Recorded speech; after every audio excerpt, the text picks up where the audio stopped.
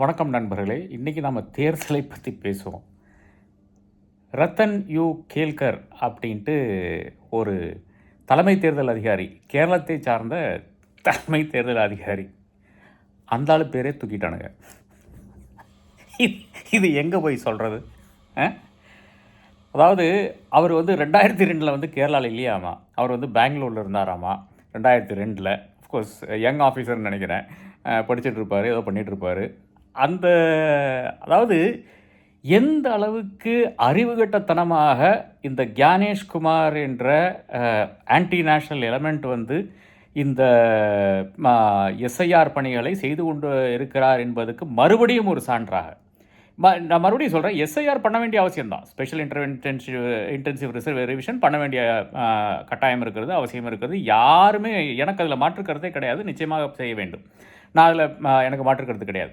ஆனால் 2002 5 மாதம் எடுத்து செய்த ஒரு வேலையை நீங்கள் 1 மாதத்தில் 50 நாளில் அப்புறம் தினம் இல்லைங்க நாளைக்குன்னு ஏதோ லாட்ரி டிக்கெட் விற்கிற மாதிரி டேட் எக்ஸ்டெண்ட் பண்ணி போகிறதுல என்ன மாதிரியான ஒரு வக்கர புத்தி, ஒரு அவலம், ஒரு நாட்டினுடைய அந்த என்டையர் ஃப்ரேம் ஒர்க்கையே அழிக்கக்கூடிய ஒரு விஷயமாக இந்த ஆள் செய்து கொண்டிருக்கிறார் கியானேஷ்குமார்.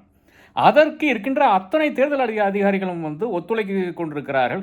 ஐஏஎஸ் என்றால் இவங்களை வேலையிலிருந்து தூக்க முடியாது. தமிழக தேர்தல் அதிகாரிகிட்டே அதான் கேட்குறேன். முதல்வர் மு.க. ஸ்டாலினுடைய தொகுதியிலிருந்து அக்ரஸிவாக என்று கூறுகிறார்கள். என்னுடைய நண்பர் பொன் வசந்த் என்றவர் இந்தியன் எக்ஸ்பிரஸில் ஒரு பெரிய கட்டுரை எழுதியிருக்கிறார்.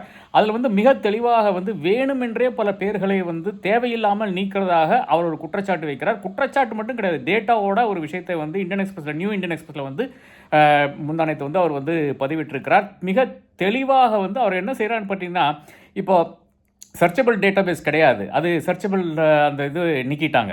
அப்போ அதாவது இப்போ உங்களுக்கு ஏதாச்சும் பிரச்சனை இருந்தது, நான் உங்களுக்கு ரோல் சரியாக இருக்கா இல்லையா, இல்லை இருந்தால் ஏதாச்சும் பிரச்சனை இருக்கா, இதெல்லாம் நாம் நம்ம கண்டுபிடிக்கிறதுக்கு முடியவே முடியாத ஒரு சூழல் இருக்குது. உங்களை சார்ந்த நபர்கள், இப்போ உங்கள் அருகில் இருக்கிற நபர்கள் திடீர்னு பார்த்தீங்கன்னா யார் பேரும் இருக்காது, எங்கே போய் சர்ச் பண்ணுறோம் நமக்கு தெரியாது, சர்ச்சபிள் டேட்டாபேஸ் கிடையாது. இந்த அளவுக்கு அவலம் நடந்து கொண்டு இருக்கிறது.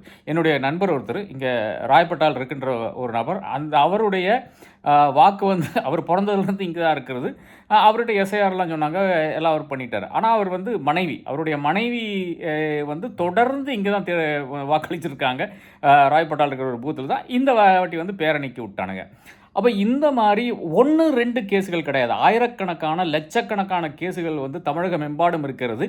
இதனுடைய ஒரு உச்சகட்டமாகத்தான் ஒரு தலைமை தேர்தல் அதிகாரியுடைய பேரை கூட நீக்குகின்ற ஒரு அவலம் நாம் பார்த்து கொண்டிருக்கோம். இதை விட பெரிய ஒரு உதாரணம் வேணுமா? ஒரு சுப்ரீம் கோர்ட்டுக்கோ இல்லை என்றால் அதிகாரிகளுக்கோ இல்லை என்றால் ஒரு அரசாங்கத்துக்கோ இன்டர்வியூன் பண்ணி இந்த கன்றாவியை நிறுத்துறதுக்கு ஒரு காரணம் வேண்டாம் என்று கருதுகிறேன். அப்படி இருந்து கூட இதை நிறுத்த மாட்டேங்கிறாங்க. அதாவது சுப்ரீம் கோர்ட்டும் இதை கண்டுக்க மாட்டேங்குது. அதாவது சுவோமோட்டோவாக எந்தெந்த கேஸுகள் எடுக்க வேண்டும் என்று ஒரு வரையறுக்கிறது, ஒரு அளவுகோல் இருக்கிறது. அந்த அளவுகோலை எவ்வளவோ முறை சாட்டிஸ்ஃபை பண்ணுகின்ற ஒரு விஷயம்தான் இந்தியாவினுடைய இறையாண்மையை, இந்தியாவினுடைய அந்த ஒற்றுமையை கலைக்கின்ற விதமாக நடக்கின்ற இந்த எஸ்ஐஆர் இருக்கிறது. அதே அசாமில் மட்டும் அப்புறம் நடத்தலை. அசாமில் ஏன் எஸ்ஐஆர் நடத்தலைன்றது கேள்வி வரும் இல்லையா? இல்லைனா அசாமில் எஸ்ஐஆர் நடத்தினா இந்த மாதிரி அவலங்கள் நடக்கும், அதன் பிறகு அது ஒன்றுமே பண்ண முடியாது, அப்புறம் பாஜக ஜெயிக்காது என்ற காரணத்தினால தான் நிறுத்தி வச்சிருக்காங்களா? அப்போ நான் கேட்குறேன், இந்த பாஜகவும் அதிமுகவும் இவ்வளோ குதிச்சுட்டு இருக்காங்களே, இது எஸ்ஐஆர் சூப்பர் செய்ய வேண்டும்ட்டு, அதில் யாருக்கும் மாற்றுக்கிறது கிடையாது. ஆனால் இந்த மாதிரி லூசுத்தனமான செய்கின்ற ஒரு எஸ்ஐஆர் வைத்துக்கொண்டு, ஒரு எலக்ட்ரல் ரோலை வைத்துக்கொண்டு எப்படிங்க தேர்தல் நடத்துறது?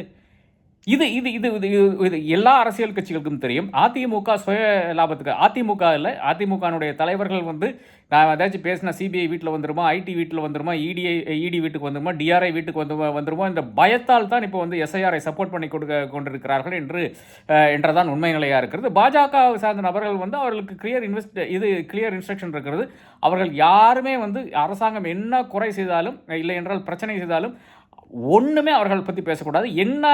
என்ன அயோக்கியத்தனம் செஞ்சாலும் அவங்க டிஃபெண்ட் பண்ணணும். அதான் நம்ம நேற்று இந்த கிரிக்கெட்டை பற்றி ஒரு பதிவு போட்டதுக்கே அது எப்படிங்க ஜெய்ஷா வந்து இதுக்கு பொறுப்பாவார்? இதை எப்படிங்க வந்து கௌதம் கம்பீர் பொறுப்பான்றது கேட்ட அந்த கூட்டம் இருக்கு இல்லையா? அதாவது நாம வந்து அதை லீடர்ஷிப் சரியில்லை என்றால் எல்லா இடத்துலையும் பிரச்சனை நடக்கும் என்பதுக்கு தான் கிரிக்கெட்டிலிருந்து தேர்தல் ஆணையம் வரையான விஷயங்கள் வந்து இவ்வளோ அவலமாக மோசமாக நடக்கக்கூடிய காரணம் முழுக்க முழுக்க பொறுப்பு ஒரே ஒருத்தன் தானுங்க. இந்த கியானேஷ்குமார் என்ற அயோக்கியன் மேலே இருக்கிறான் இல்லையா, அவன் தான் இதற்கு காரணம். அவன் தான் அதை பொறுப்பேற்க வேண்டும். இப்போ நான் ஒரு பதிவு கூட போட்டிருக்கேன். பிரசிடென்ட் ஆஃப் இந்தியா அவர் வந்து டிஸ்மிஸ் பண்ண வேண்டும் என்று போட்டிருக்கேன். இல்லைன்னா சுப்ரீம் கோர்ட் சுவமோட்டோவாக கேஸ் எடுக்கணும்னு போட்டிருக்கேன். இது 2 விஷயங்களும் நடக்காத ஒரு சூழ்நிலையில் வந்து இந்தியா இன்னைக்கு வாடிக்கொண்டிருக்கிறது. இந்தியாவினுடைய தேர்தலே ஒரு ஒரு கேள்விக்குறியாக மாறுகின்ற ஒரு காலத்தில் நாம் பயணித்துக் கொண்டிருக்கிறோம். எனக்கு கடும் கோபம் வருகிறது. ஏனென்றால் இந்த மாதிரியான ஒரு அவலம் வந்து இண்டிபெண்டன்ட் இந்தியாவிலே நாம் பார்த்து கிடையாது. புது புது அவலங்களை வந்து நாம் தொடர்ந்து வந்து இப்போது இந்த சமீப காலத்தில் பார்த்து கொண்டிருக்கிறோம். அது கிரிக்கெட் ஆனாலும் சரி, இல்லை எலெக்ஷன் கமிஷன் ஆனாலும் சரி, எங்கே போய் முடியும் என்று தெரியவில்லை. இப்படி ஒரு எலக்ட்ரல் ரோலை வைத்து எப்படி ஒரு தேர்தல் நடத்த முடியும் எனக்கு புரியவில்லை. நன்றி, வணக்கம்.